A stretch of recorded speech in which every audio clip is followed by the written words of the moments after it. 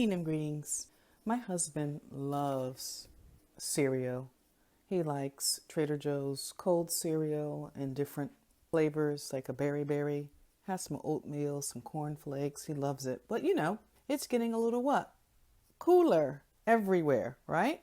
So in the last recipe of the week, I shared a smoothie, and now I'm going to gracefully transition you into a breakfast for cooler months. This is like a faux oatmeal, okay?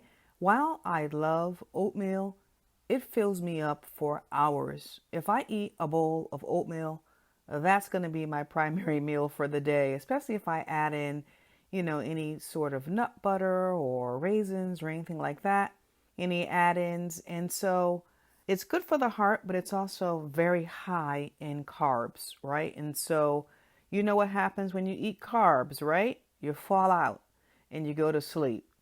And I don't want to do that right after my breakfast, okay? It's harder to digest, and so that's why it makes you sleepy.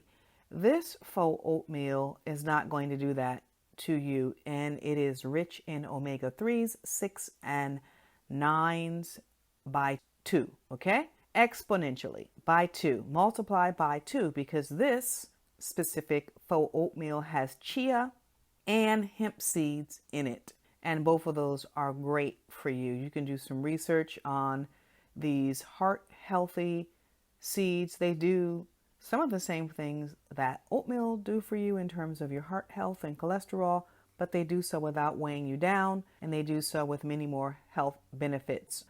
I pray that you try this one. I like it. It reminds me of oatmeal. It goes down so smooth.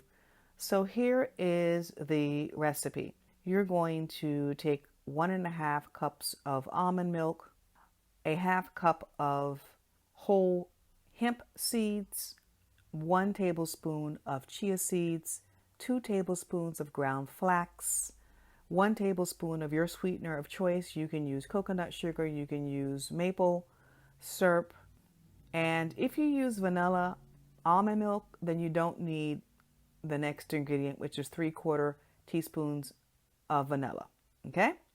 Half teaspoon of the following spices: cinnamon, maca, matcha, and cardamom. So the first thing that you do is you pull out your food processor and you put the seeds inside of the food processor and pulse about 7 or 8 times so that they'll be nice and small and combined together. Then you get out your medium-sized saucepan and you put your almond milk into it. Bring it to a gentle, like almost boiling, all right? So you're really just going to heat it up, and you're going to add everything else to the pot, all the rest of the ingredients. I like to add a little coconut oil in with that, so that would replace your butter. You know how you do when you're making oatmeal, right? Or at the end, you can add more oil by using a tablespoon or so of flax oil. You're just going to stir this for like maybe 1 to 2 minutes, okay? It is much quicker than oatmeal, and that's it, all right? And eat it right away, because it does get very, very cool to me.